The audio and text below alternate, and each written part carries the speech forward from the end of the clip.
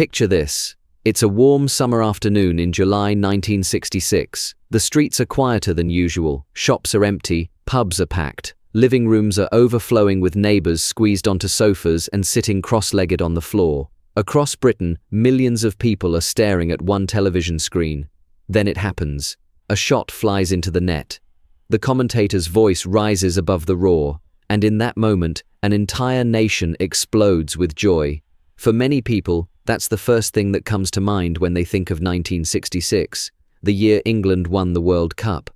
But here's the thing. Football was only part of the story, because if you had walked through Britain in 1966, you would have found a country that seemed to be standing at the very center of the world. The music, the fashion, the sport, the confidence, optimism. Everywhere you looked, Britain seemed to be leading the way. Some historians call it Britain's golden year. Others say it was the moment Britain felt unstoppable. And as we look back at what happened during those remarkable 12 months, it's not hard to see why so many people still believe 1966 was the greatest year in British history.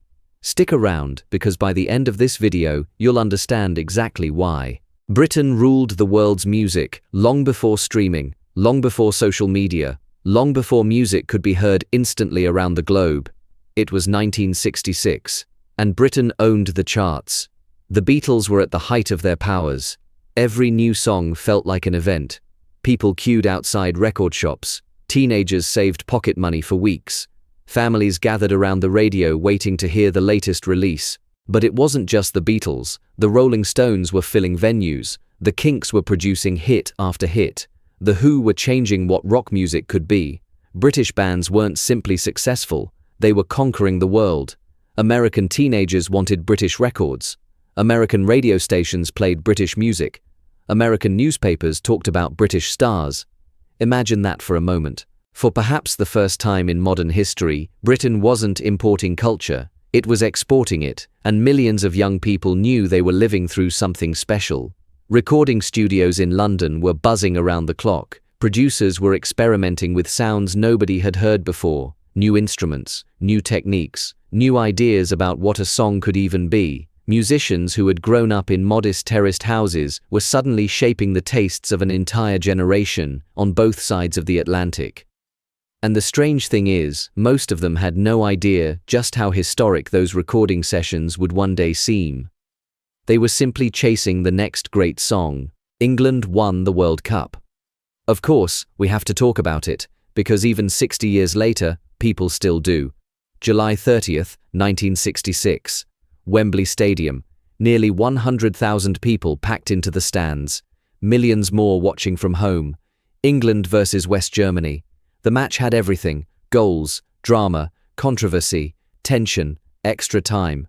And then came the moment every English football fan knows by heart: Geoff Hurst's famous strike, the ball bouncing down. The debate is beginning. Did it cross the line? Didn't it? People are still arguing about it today. What nobody argues about is what happened afterward. England won. Crowds poured into the streets. Car horns sounded. Flags appeared from nowhere. Strangers celebrated together. For one glorious evening, the country felt united. And for many who witnessed it, no sporting moment has ever quite matched it. Think about what it took to get there. Weeks of matches. Nerves stretched thin in every corner of the country. Pubs falling silent during penalty scares, then erupting the moment danger passed. Children who had never cared about football suddenly recited the names of every player. Grandparents who remembered the war watching their grandchildren celebrate a different kind of victory. It wasn't just a trophy. It was proof, for many people, that Britain could still lead the world at something the whole planet was watching. And the players themselves became legends almost overnight. Ordinary men for 1 week. National icons the next. Their names would be repeated for generations, long after most of them had left the pitch for the last time. Britain felt young. One of the most remarkable things about 1966 wasn't what happened. It was how the country felt. Young, exciting, modern. For decades, Britain had been shaped by war and post-war hardship.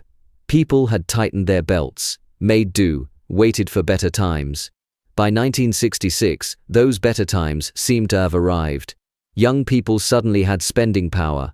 Fashion was changing, music was changing, attitudes were changing. The future looked bright.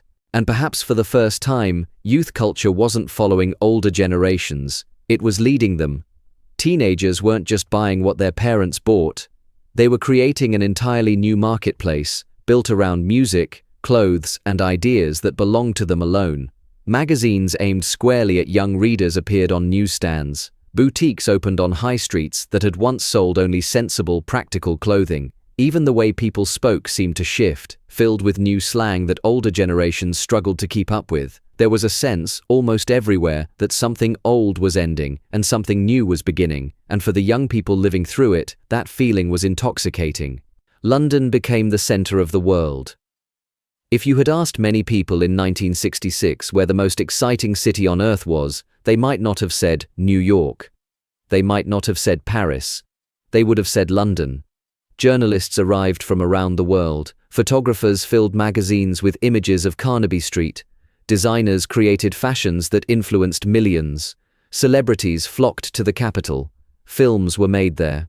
Music was made there. History seemed to be happening there. The phrase, "swinging London," wasn't just a catchy headline, it was a global phenomenon, and ordinary Britons couldn't help feeling proud. For once, the world wasn't looking somewhere else, it was looking at Britain. Tourists began arriving in numbers London hadn't seen before, eager to walk the same streets they had read about in magazines back home.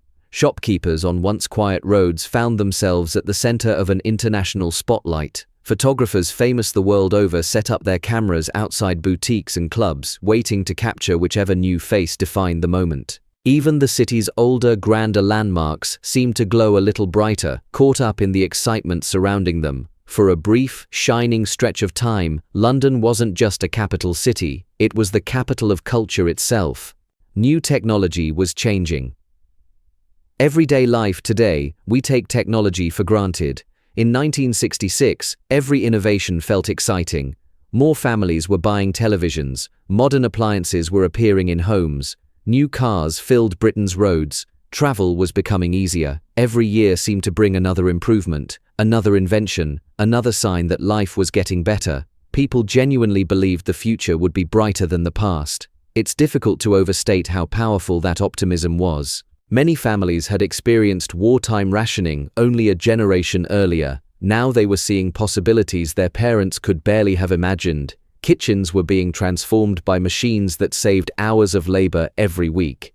Color was beginning to creep into homes that had only ever known black and white. Motorways were stretching further across the country, shrinking distances that had once taken a full day to travel. Even something as simple as a telephone in the home felt like a small miracle to families who had grown up without one. Each of these changes, on their own, might seem small looking back, but together they painted a picture of a country moving rapidly toward a more comfortable, more connected future.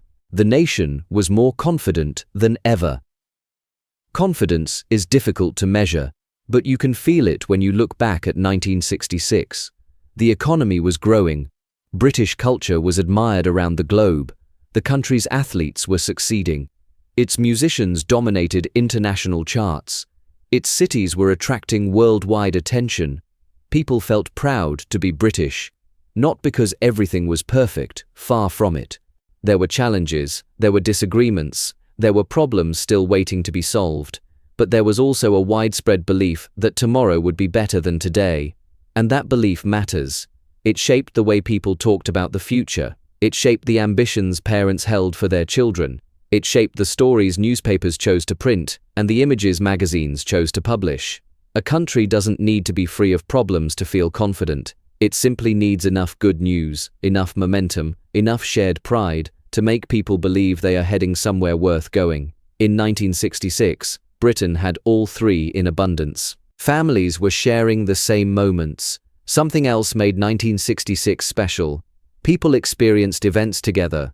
There were only a handful of television channels, a limited number of newspapers, a few major radio stations. When something important happened, everybody knew about it. Everybody watched it. Everybody talked about it. The World Cup, a royal event, a major television program, a famous song. The nation shared those moments collectively. Today, entertainment is scattered across hundreds of channels and thousands of online platforms. Back then, Britain often felt like one giant audience. For Britain, 1966 may have been a year when the country felt united. A year when its culture captivated the world. A year when optimism seemed to be everywhere. Was it really the greatest year in British history? That depends on who you ask.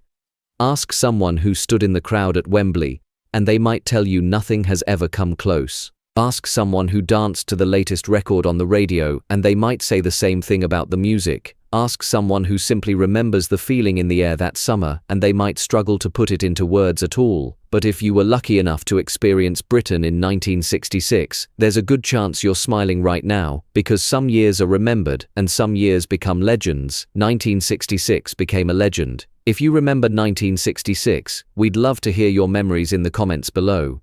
Where were you when England won the World Cup? What do you remember most about that remarkable year? And if you enjoyed this journey back in time, don't forget to subscribe for more stories from Britain's past.